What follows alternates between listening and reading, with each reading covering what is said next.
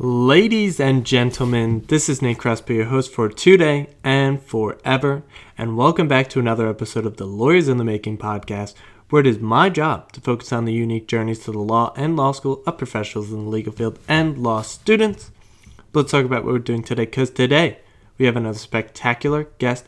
He's a Western New England University School of Law graduate and currently works as the co-founder of Best Era. He has held past positions as a co-founder and CEO of CT Trial Firm and as an attorney at Freed McKeen. Excited to have him on the podcast today, Mr. Ryan McKeen. Before getting into the episode today, a few minutes of ads now. For no ads in the middle, no ads at the end. To support this podcast, please be sure to check out all the sponsors below: Start LSAT, Rhetoric, and LisaBlasser.com. If these sponsors bring great interest to you, please check out the sponsor links below in the description. I love them, and I hope you love them as much as I do. And of course, be sure to check us out at lawyersinthemaking.substack.com.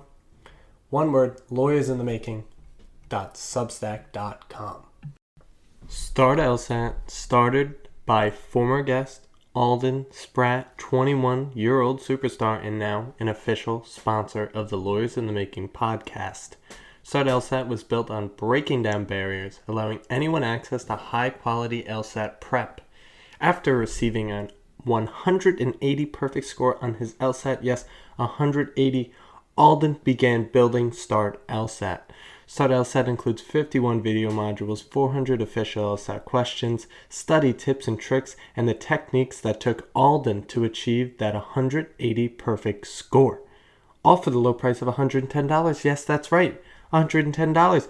And when using code LITM10, you can get 10% off the Start LSAT self-paced course. But there's more. By using the code LITM100 at checkout, you also get $100 off Alden's upcoming 10-week course for the January LSAT. This 10-week course includes one-on-one tutoring, live classes, the Start LSAT self-paced course with 50-plus modules, weekly classes, access to Law Hub Advantage, and a direct line to the superstar himself, Alden. Alden focuses on building the muscles of your LSAT skills, training them, and making you unstoppable. Check out Start LSAT in the podcast description below at startlsat.com, where you can find offers for the course and one-on-one tutoring. And be sure to use those promo codes LITM100 at checkout for $100 off the 10-week course and LITM10 for 10% off the Start LSAT self-paced course. That is at startlsat.com, one word, startlsat.com, in the description below. Now it's time to talk about one of the sponsors of this podcast, Rhetoric. Rhetoric is a legal tech company that leverages AI to help litigators tailor their arguments to be more persuasive by understanding judges' preferences and tendencies based on their actual filings. A recent study published in Harvard Business Review shows that mirroring a judge's language preferences can increase your odds of success in litigation by 20% or more, and that is exactly what Rhetoric does for you. Back on episode 25, I had the privilege of having Luke Yangling, a good friend of mine and a former guest of the podcast, and from there, Rhetoric thus became a sponsor of the podcast. But now, Rhetoric has some new products to offer. With their brand new product, Cicero, students can replicate the experience of responding to a judge's question in court or the demands of cold calls. This product helps develop and refine verbal communication skills through tailored feedback on the quality of the student's presentation, providing endless practice opportunities. Using Debrief, students can hone their persuasive legal writing using the same tools that major law firms across the United States leverage to perform better than opposing counsel.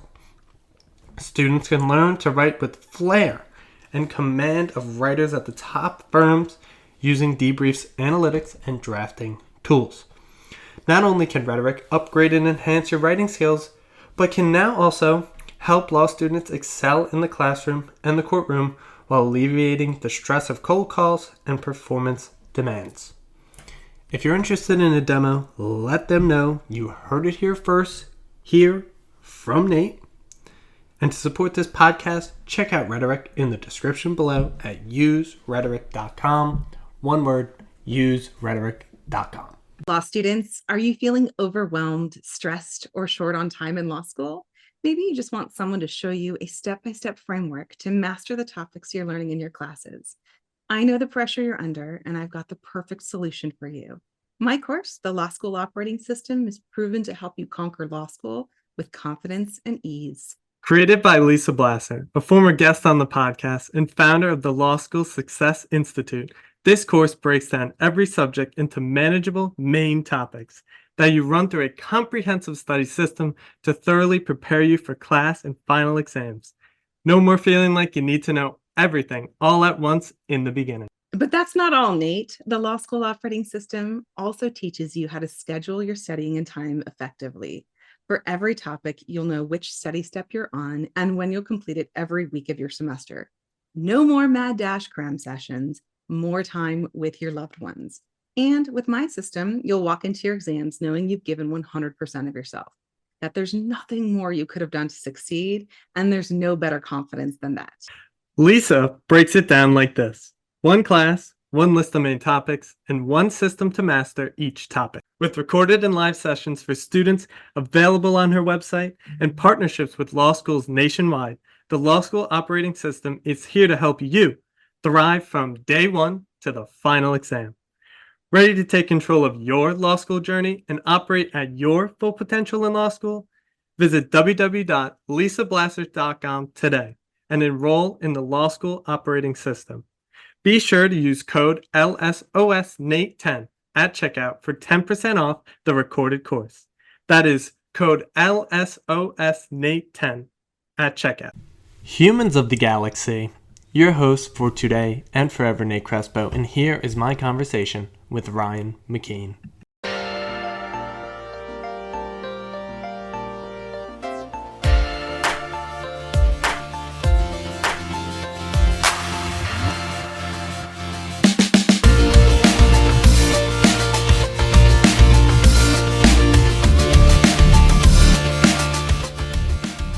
Mr. Ryan McKeen, welcome to the podcast. How are we doing today?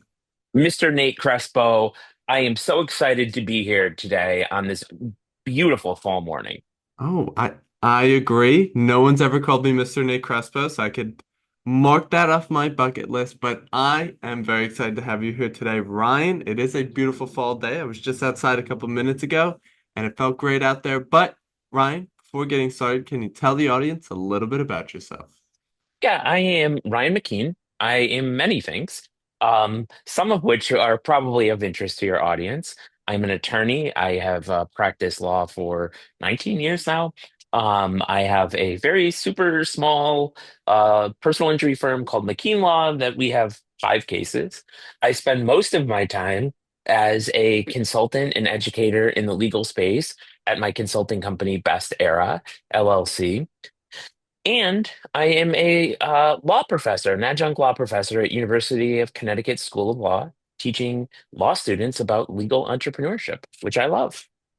Wow, legal entrepreneurship, something that, has been somewhat touched on this podcast, but now I'd love to take a deep dive into it all. But Birmingham State University, you got a bachelor's degree in history, and then after a year off of no school, you then ended up at Western New England University School of Law.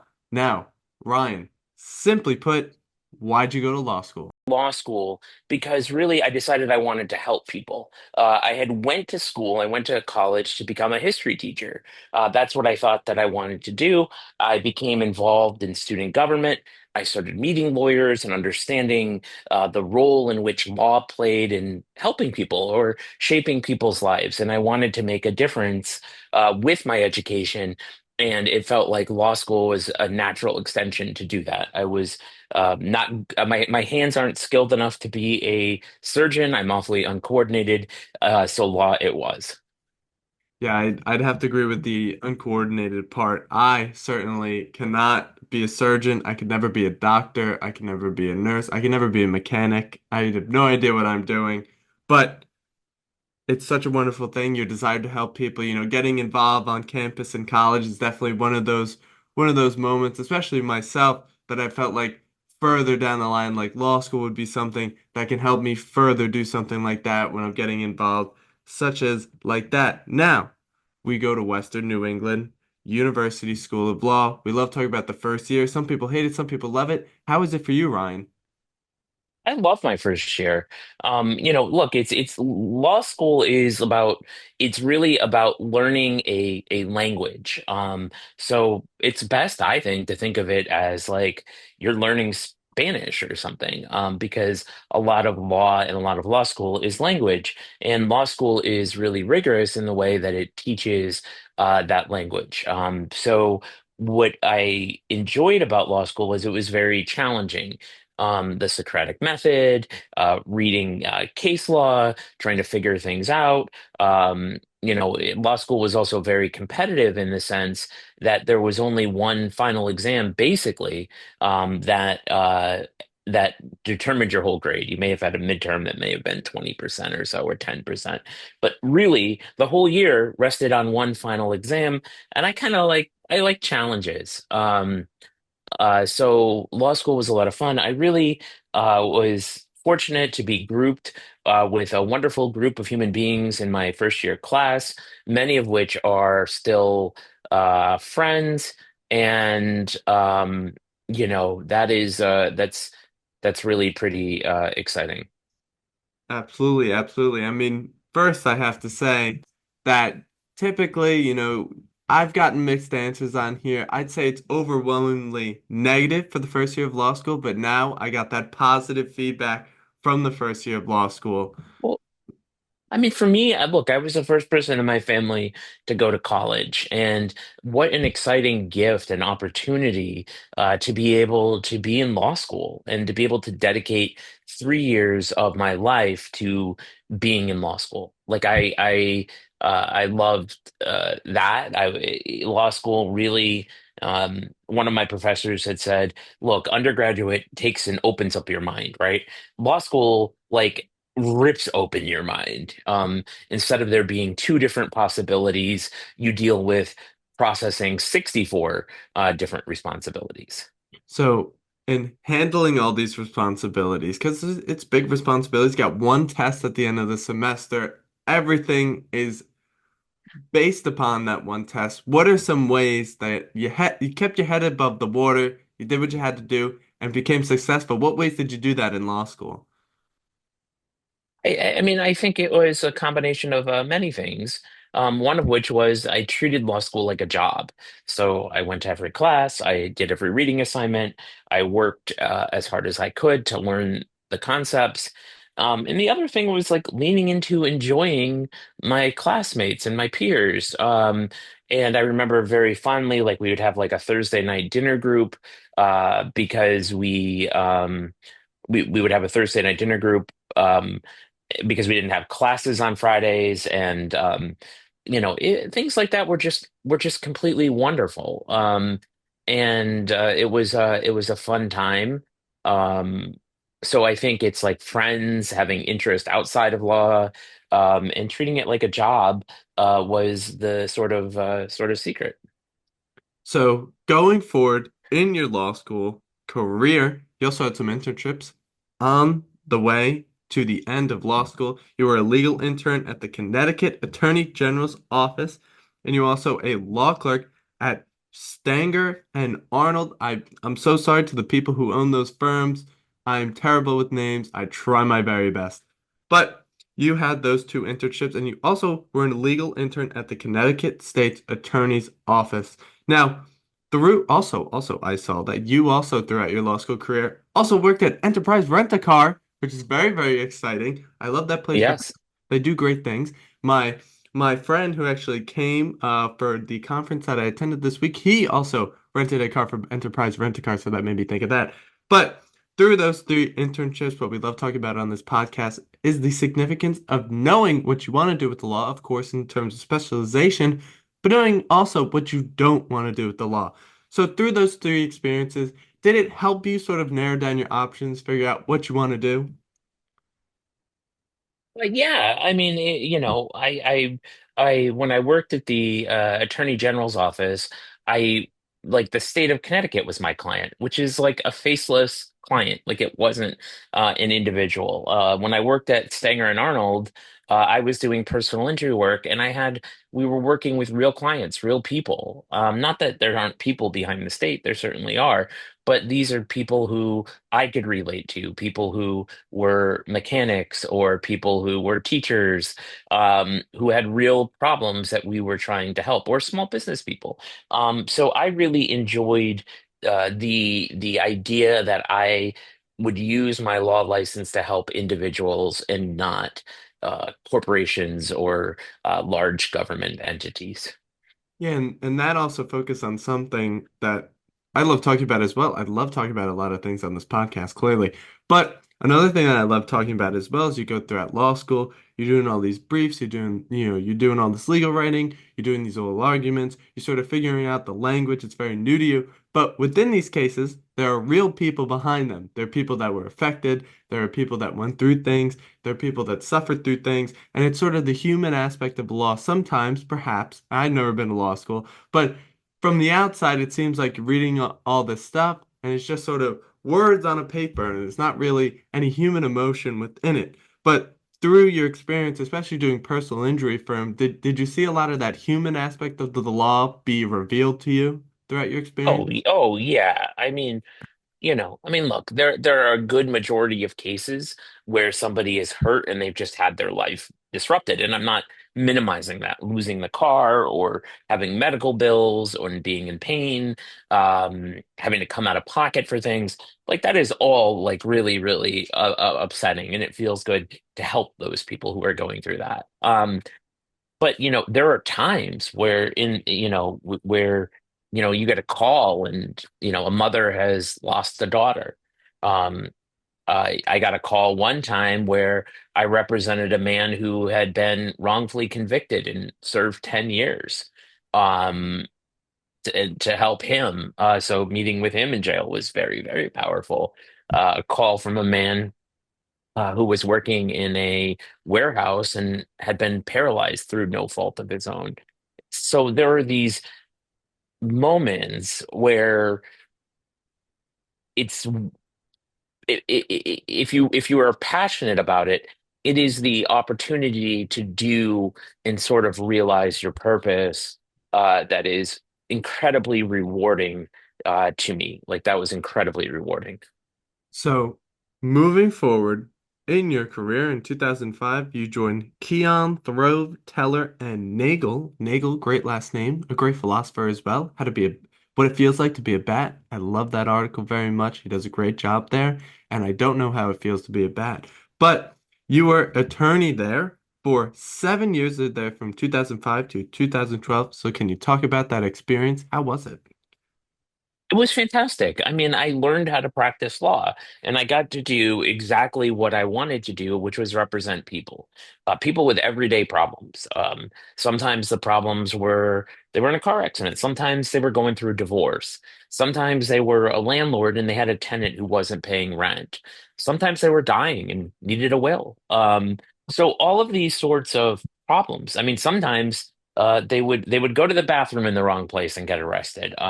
So I mean, like all of these world's problems were on my desk, and it was my job to sort of try to make things a little bit better for the people who had, in some ways, experienced something awful, or at the very least, experienced something difficult or worse. Yeah, I definitely know a lot about people serving other people for not paying their rent. I myself am a process server, so I have actually served those papers many times in my life. I call myself, well, me and my brothers do, but we are the Grim Reapers. People do not like when I show up to their door. They're not a fan of me, and I understand why they're not a fan of me because I'm asking for their money for their rent. Not me personally, but I'm giving them the paperwork for it. But through that experience, like you said, you're learning the practice of law. You had many people helping you out at the firm. And this is sort of the mentorship question. So throughout your whole career, how important has mentorship been for you? And then on the flip side of it, how has mentorship been on the sort of other side, helping younger students, helping people figure out the law just like you were early in your career? Yeah, it's I think one of the greatest things about the legal profession, which is I mean, look, before we had the bar exam, it was all apprenticeship. Like Abraham Lincoln didn't go and take a bar exam; he was apprentice. And in a state like you're in, like New York, there still is apprenticeship. You can still become a lawyer through apprenticeship. It's awfully hard and not done, but it's sort of at the core of the DNA of the profession. And so I was so fortunate to learn from some fantastic lawyers on how to practice law, how to be a lawyer, how to serve the community. That was incredibly enriching for me. And now, when I get to pay it forward by teaching, especially at University of Connecticut School of Law, like it is like I am touching the future. It's not about money. I don't, get paid very much as a adjunct professor at all. It is about the thing that you are really, um, you know, planting seeds for trees whose shade you'll never sit under. And that's sort of beautiful. And like the world can use more beauty. Yeah, I love that phrase there, planting trees for the shade that you will never be under. I think that's so important. Investing in the future, investing in the people that are coming up, because of course it is it's a mutual beneficial relationship. They could somehow give you some referrals, they could help you out in the future, but by helping them, you're helping them cultivate that talent, cultivate the skills that they're very good at. And of course, when you were a younger lawyer, people were paying it forward and people continue to pay it forward. As I know very well, the lawyers in every community across the country are so willing to help younger students. You just got to send that email, send that, make that phone call and be able to be engaged with those people because they are more than willing to engage with you. Now, after your 7 years there, you had a short stint for 1 year. You were at Freed McKeen, which I assume is you and someone else. You were Yes. attorney there for 1 year. So how is that hanging your own shingle, being there on your own? Yeah, I mean, that was a moment where I felt like I needed to build a more modern practice of law to support my career and ambition. So that required me leaving my firm in order to do that. I did the thing a lot of lawyers do because going solo is awfully scary. I called a friend and I said, "Hey, why don't we start a law firm?" We started talking about that.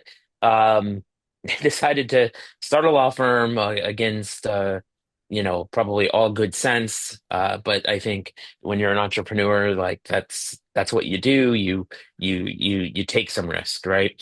And we didn't really know what we were doing, though we had some good ideas and some ideas that serve us today. And it became apparent within the first year that my partners wanted to focus more on family law.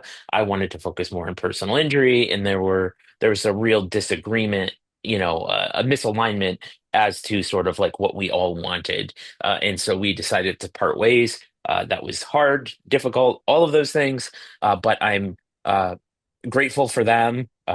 We remain friends to this day, close friends. But that was a hard experience. It definitely at the time felt like a failure. But in retrospect, it was just uh, helped me put me on my journey and the path I was supposed to be on. Well, as you say, you found people brave enough to be pirates, and pirates you certainly were. So, Yes. exactly. Very nice. I love that phrase. You got great phrasing, Ryan. I gotta say. So, with that going forward, you then opened up McKeen Law Firm, which then seemingly, now correct me if I'm wrong, morphed into the Connecticut Trial Firm. You became the co-founder and CEO of that. You did that for 8 years and 4 months. You built the personal injury firm from nearly nothing that went up 2 times, 40 people, 600 five-star reviews, $100 million jury verdicts. I mean, those are numbers that people just love to hear. So, how was that experience first really going out on your own and then having to build up that firm. I mean, it seems like you got that entrepreneurial spirit. Have you always had that spirit? Was that always a part of your being, part something that you always wanted to pursue throughout your life is be an entrepreneur? Y- um, yeah, I mean, I think on a number of levels, I was really inspired by my grandfather, who, he dropped out of high school, joined the Navy at 16, so he could fight in World War II. And I look back and reflect, and like we're like sort of the pivotal moment. So I would go up to his car dealership, which was about an hour away from where we lived, and he had the key to the vending machine. Which when you're 4, 5, 6, 7, like that's the coolest person on earth. Like there's nobody, like you don't have to pay, you just put a key in and you get candy out of it. That is remarkable. So I think I sort of was drawn to like the key to the vending machine, and had an interest. It took a while for me to have the courage, I think, to go out and experience that myself. But I think it was something that is in my DNA, and I think about my grandfather a lot, who's no longer with us, in regards to a journey like this. So, in building this firm from nearly nothing to something very, very, very quintessential, something, a major player within the space of law firms, what were some things, some key aspects that you sort of drove on, sort of main principles that you worked upon that made you have all the success as a law firm? I think a few things. One of which was the belief that we needed to do excellent work for our clients. Like we needed to get great results. We needed to be great lawyers. We needed to work at that, invest in that, hire for that, and expect that of ourselves.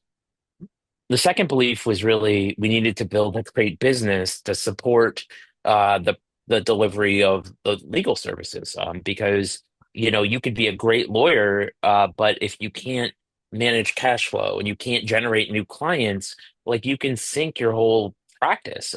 You can not be able to do the legal work that you want to do. And so that those two, I think, core beliefs, and a willingness to put money where my mouth was and continue to invest in those trainings, go to conferences, read books, instead of taking money out of my business, putting it back in to invest in better ways to serve our clients. Um, those were the kinds of decisions that were really important. And then there were really a few key hires that we made. One of which was bringing aboard my wife Allison, who served for many years as our chief operating officer and finance. She's an attorney and just incredibly practical, reliable, gets stuff done. That was amazing, and she's now with me at Best Era, and bringing on board Brittany Green, who was our ninth hire. And Brittany was brought on to do marketing for the firm. And Brittany's now with Best Era, and she helps firms across the country do their marketing. So having those people making those decisions, making those investments, were sort of really critical things. So, in hiring is such a key aspect. Obviously, you want the right people, but having the right fits that match up with your culture, the company culture, the type of goals and aspirations that you have for your employees. What would be for you, Ryan McKeen? What is an ideal hire for you? What are the sorts of things that you're looking in people that you're looking to hire? What sorts of skills should they have? What sorts of maybe not personalities, but character traits that they have that are important to you in the hiring process? Okay, so a few things. One of which is you have to have clearly defined positions. All right. So, if you think about it like a rock band, right? You need a lead singer, you need a drummer, you need a guitar player. Um, but your drummer doesn't have to be the best singer. And so you need to know what skills you're hiring for. So like it takes a team, and different people are going to bring different skills. Okay. So setting that aside, common characteristics are curiosity. Are people always looking to learn? Because in today's world, things move quickly, things are changing. Are they lifelong learners? Do they invest in learning? The second thing is really perseverance, and that can mean a whole lot of things, but have they done things where it gets hard? Because it's going to get hard, that they have overcome, right? Like have they pushed through difficult times?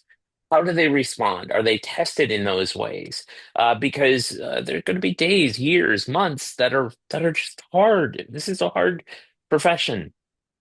Um, and I think the real third thing is like, and this is a hard thing to measure, but people who are decent people, who are positive, who are non-toxic. And I don't mean positive by just being like, oh, everything's great or anything. No, but I mean people who bring good weather, people who say, look, we're struggling with this, but we're going to get through it, and they're not negative about everything. And I think if you have those three traits plus some skills, like you can pretty easily sort applicants. And I mean, some of the question is always like, well, do they actually have these skills, or are they just telling us these things? So it is some guesswork and some trust, but at the same time, those are the things that I would look for. So, moving forward, you then, just 7 months ago, in May 2024, you co-founded Best Era LLC. Now, what is Best Era and what do you guys do? So we are Best Era LLC. We help law firms, lawyers, legal tech companies, and companies in the legal space enter their best era.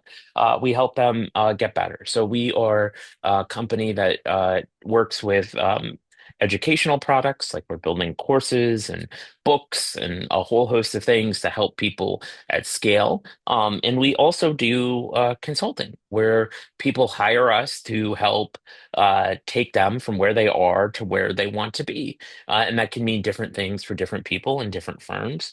But we roll up our sleeves, we bring our experience, our eyes, our knowledge base to the firm's opportunities, and we try to leave things better than we found them. So, what inspired you to actually open this up to start the consulting firm? You jumped from going from Connecticut trial firm to now you're doing Best Era. What sort of inspired that change? Why did you do it? So, I mean, I think for so many people out there, and look, I don't know, uh, uh, what the average age of your podcast, but Nate, you're certainly a younger guy. I think when I got out, I thought of like a career as like one thing, and as I've grown, I really think of most people's careers, most people that I know, their career is probably divided into several 10-year careers. Okay. So probably it's fair to say my first 10 years, I spent a lot of time learning how to be a lawyer. My second 10 years, I spent a lot of time learning how to run a business. Now, my third 10 years, like I wanted to be about teaching, which is like why I went to college in the first place. So the opportunity presented itself to sell my interest in the firm, and start something new that just energized me. And I was doing work like this at Lawyerist before. I was speaking nationally. I've written two books, Tiger Tactics books, which are bestsellers in the space. And it just felt like this was how I wanted this. I felt energized by these opportunities more than I felt energized by practicing law, more than I felt energized by running a law firm. So that's it. Yeah, I couldn't agree more with that. It's an aspiration of mine for my career to go on like that. I know one of my favorite people ever, Alex Hormozy, he always talks about the seasons of life, that you go through many different seasons of life. perhaps you're working in one industry, then you go to a different industry, or maybe Yeah. you're doing, legal work, you're doing trials, and now you're doing consulting. So it's that sort of framework as well. And it's just something I love highlighting on the podcast. As it is the tagline, there's no straight path, there's only your unique journey. And many, many lawyers I have come to find out have many, many unique journeys, working in one field, going to another field. But there are those key principles that still stay with them throughout each season of life, throughout each change in their career that still persist very much. Now, let's talk about those books that you did write. We have Tiger Tactics, Powerful Strategies for Winning Law Firms, as well as CEO Edition. Now, what are those books about, and why did you decide to write books in the first place? So, the original Tiger Tactics book was emerged from a Slack channel with me and Jay Ruane and Billy Tarasio, two of the other co-authors of Tiger Tactics, and we had spent probably about a year and a half in a law practice Slack channel DMing each other about how to grow a firm and how to start a firm and how to run a firm and all these different ideas. And then one day I said, look, there's so much in this thread. There's so many of these conversations. Like, we should put it into a book. And Jay and Billy said, yes, we're in. And then we found Bill Umansky was willing to write, and Teresa Rose de Grey was willing to write. And so we said, like, let's bring different perspectives. Like, a lot of these books are sort of like how-to manuals, and we just didn't feel like that. So we tried to write about things that hurt. That was sort of the genesis of the book, and actually why I think it connected about really starting down the legal entrepreneurship journey. And so we also wrote from it from different perspectives. We all have different practices, like Jay does criminal law, Billy does family law. We had different genders. We tried to get diversity of perspectives, experiences, but the common theme was like, here are the 10 different things that we think you have to go through. So we wrote the book, and it really caught on. And people were like, "Are you going to write a second book?" And we're like, "Oh, we don't know." We said everything we could say.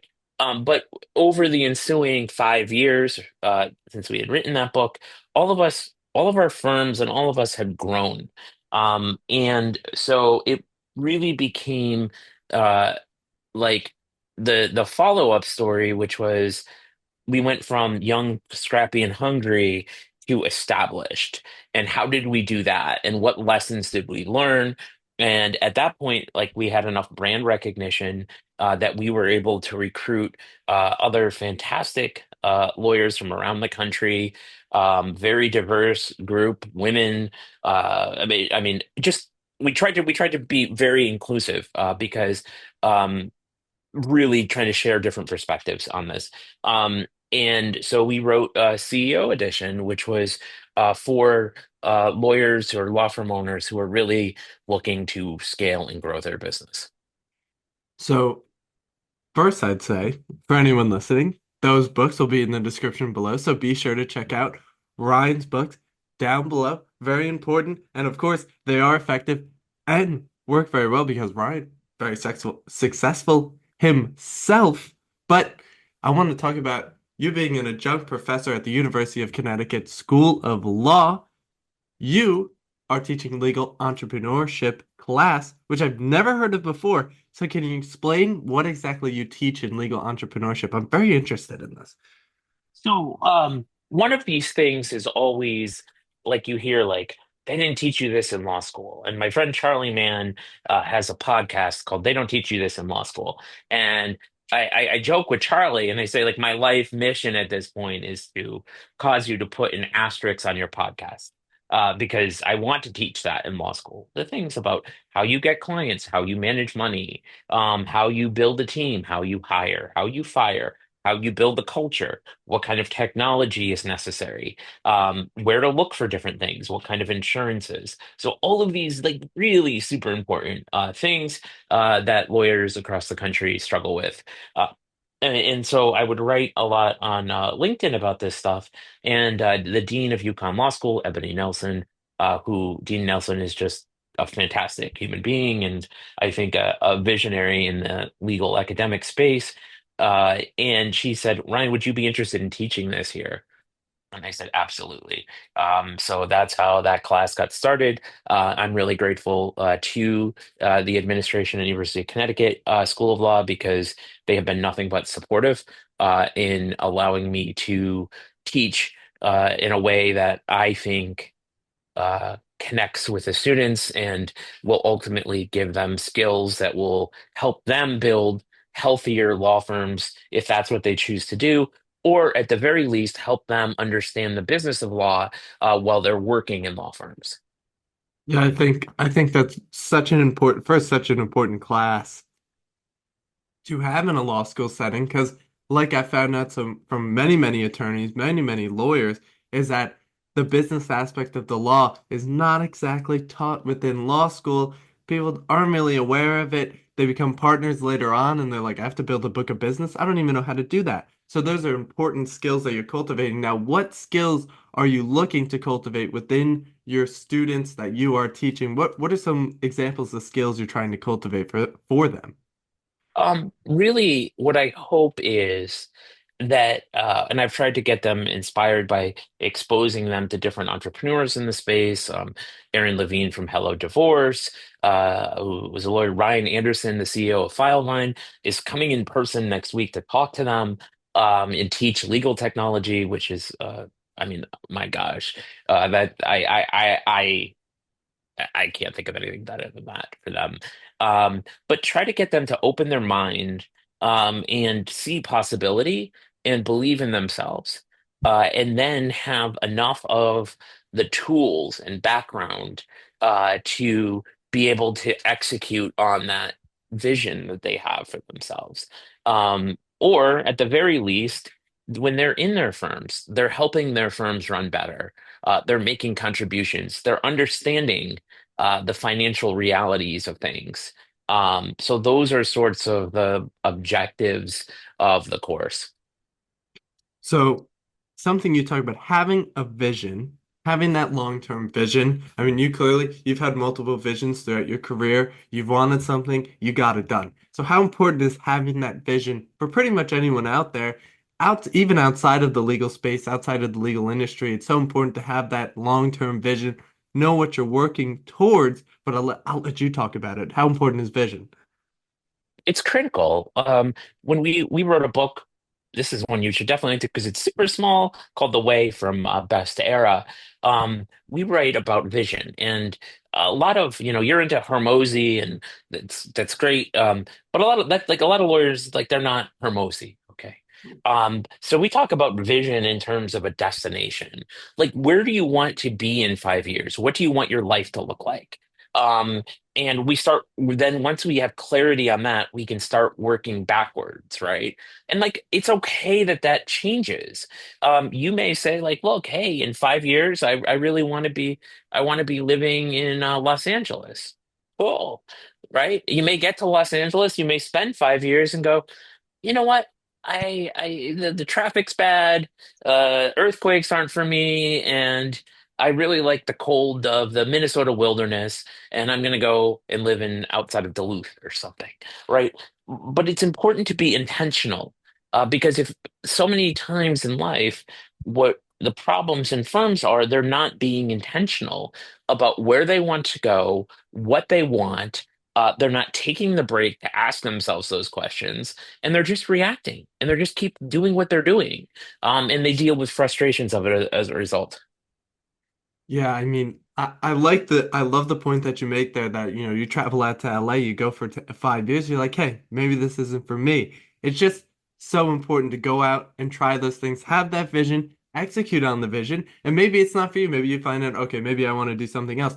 But you can walk away from that and be like, wow, okay, I know what I don't want to do now. My vision is much clearer, my aspirations are much clearer, and the destination that I'm looking to go towards I can see it much more clearly. Would you agree with that? Absolutely.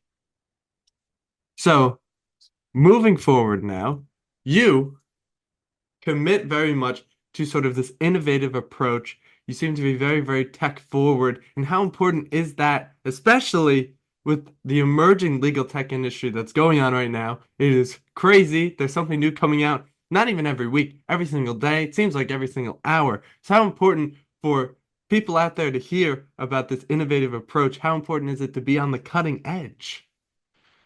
Very, because the practice of law is changing.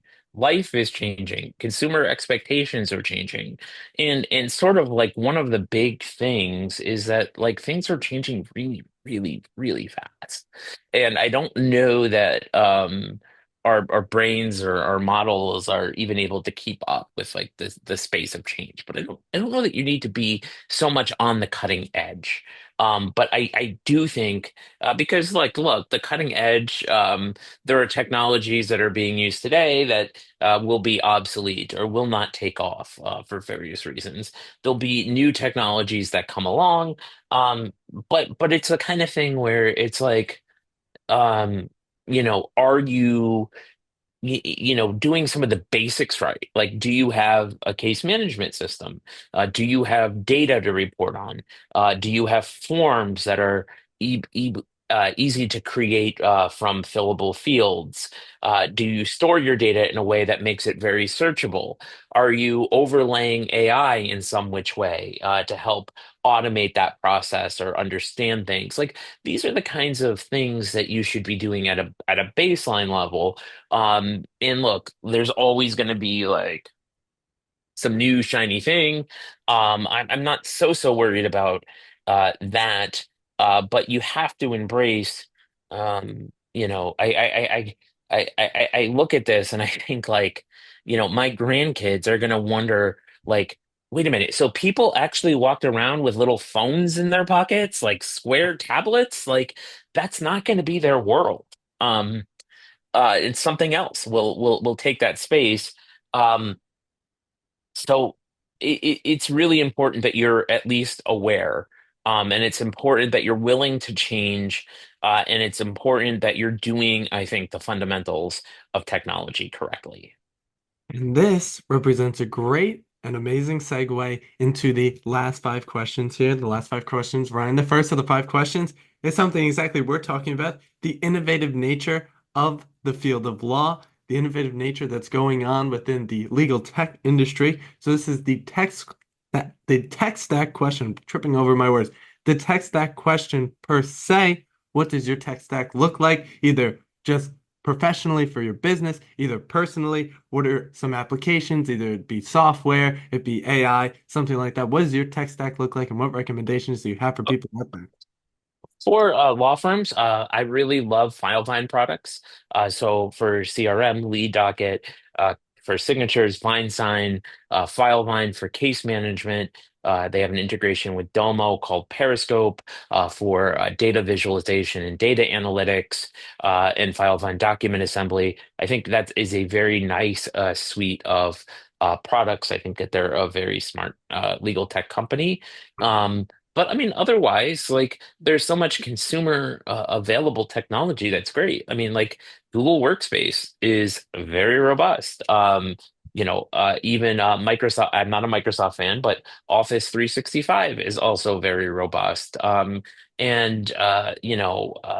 Paid versions of ChatGPT are very powerful, very incredible, and they are rapidly adding to functionality in that space. So I mean, like those are some very basic tech stack advice. Obviously things like Zoom, like we're on, like really good. Slack, really good. Um, I'm just looking at some of like the apps in my app drawer here. You know, a VoIP provider, whether it's Ring Central or Zoom or Dialpad, all good stuff. Yeah, I mean, there's just so many products out there now, but some of the ones, like you said, ChatGPT, even as simple as Office 365, the Google Workspace, they are so important, but they're also so usable. They're so functional. They work very well. And if you take a deep dive into those sort of things, you can find that there's, all these little features that can really help you be more efficient, cut a lot of overhead, and just be able to move as smoothly as humanly possible. Now, Ryan, fourth to last question here. As you said before, it's important you're reading your books, you're gaining more knowledge. So that's exactly that question. Live on the Lawyers in the Making podcast. What are your book recommendations for people? It doesn't have to be about the law, just some of your favorite books. You can even throw your own books in there. I think if you're out there and you're um gosh, I mean like there are so many books. My favorite piece of fiction is Stephen King's 11 22 1963. I love that book. Like if you go back in time and kill Lee Harvey Oswald, like do you? I think it's sort of a really powerful and interesting read. For business, I think one of the books that impacted me the most was the book called E-Myth. By Michael Gerber, and that's a very good book to start if you're out there on your entrepreneurial journey, because it really explains the entrepreneurial dilemma, and it's good. What is the entrepreneurial dilemma? Well, I mean, the E-Myth is, and all my law students know about Sarah the Pie Maker. The E-Myth is generally that most companies are founded because founders have a fit of entrepreneurial spirit. So you have somebody who's very good at making pies. We'll say Sarah the Pie Maker is the example that Gerber uses. So you have Sarah is really good at making pies. She can make pies. People buy her pies and they're happy. But then she tries to turn it into a business. And there's not enough hours in the day to run her business and sell pies and make pies. So Sarah has to ultimately escape that by building systems, hiring people, and changing what she does as an entrepreneur. So that's really the entrepreneurial dilemma because most people, most lawyers are technicians. Like they're not really different than pie makers or auto mechanics. They are doing the thing because that's what they like to do. That's what they're good at doing. Um, and they end up having to deal with business issues. Absolutely. It's sort of that adaptability, sort of allowing yourself to realize that, okay, I'm good at this thing, but if I want to make it a business, I need to be more than just being good at this thing. I need to build the systems. I need to make sure I get that cash flow, make sure I got that business development, marketing. There's so much that goes into being an entrepreneur. It's much more than just doing the work, like you said, just making pies. You got to do more than just making pies. But third to last question here, Ryan. What are the sorts of things you consume, not food, consume on a daily basis, either that be through social media, so Instagram, Twitter, LinkedIn, YouTube. People apparently still use Facebook, Reddit. Any podcasts you So, listen to that you recommend to people? Any I, newsletters, Substacks that you recommend? What is crossing the I, transom? I'm losing my voice here. I mean, Trying so to think I about mean, this. I listen to a lot on LinkedIn. I mean, I read a lot on LinkedIn.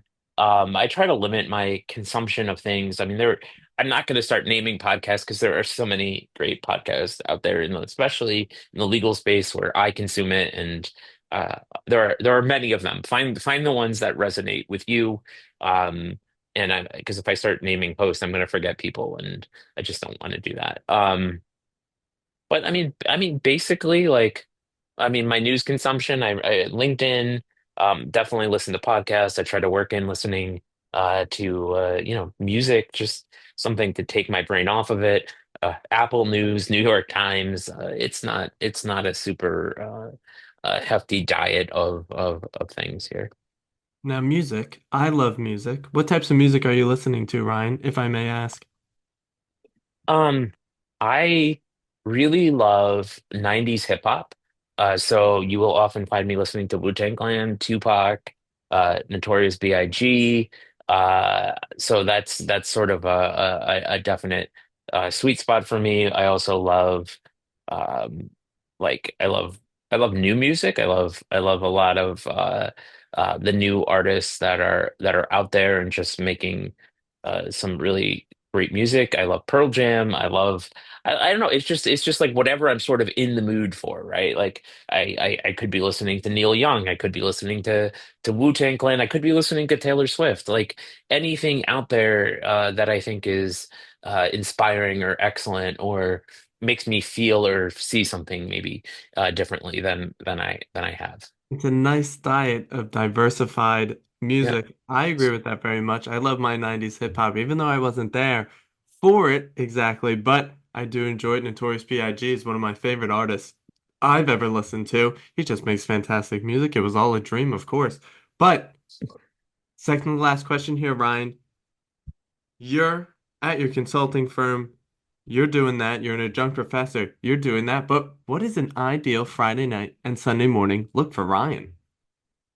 Yeah, I mean that's pretty easy. I'm super low key, so a good Friday night for me is going to like my son's flag football game, coming home, maybe picking up a pizza, enjoying time with my family, my two dogs, going to bed about 9 o'clock. Like that's a great Friday night for me. An ideal Sunday morning is definitely a lazy Sunday morning. It's coffee on the porch with my wife. It's maybe reading a little bit more, maybe going for a walk. Lazy. That's those are my ideal things. I mean, I'll tell you what, Ryan, there is a beauty in simplicity, and certainly you're living that life, and I love it very much. I love myself some simplicity as well. But, Ryan, final question here. I do this at the end of every single episode. But what are your words of wisdom for the aspiring law students, the current law students, and the legal professionals out there in the world? It all works out in the end. And if it's not working out, it just means it's not the end, because you're going to experience setbacks. You're going to experience things that are not working out the way you want. Maybe you lost a case. Maybe you didn't pass the bar exam your first time. Maybe you didn't get the grade you wanted on a final exam. Maybe a client fires you. Maybe you get fired. Maybe you quit your job. I mean, there are all these things out there that are going to happen. Um, that aren't really great to deal with. But if you understand that, like, look, it's just pushing me on to where I need to be, and also like how you can learn from it too. Like, you can't lose if you don't learn. So if you're like, hey, I didn't pass the bar exam, that hurts. But what could I have done better? Okay, I really didn't understand the multi-state questions.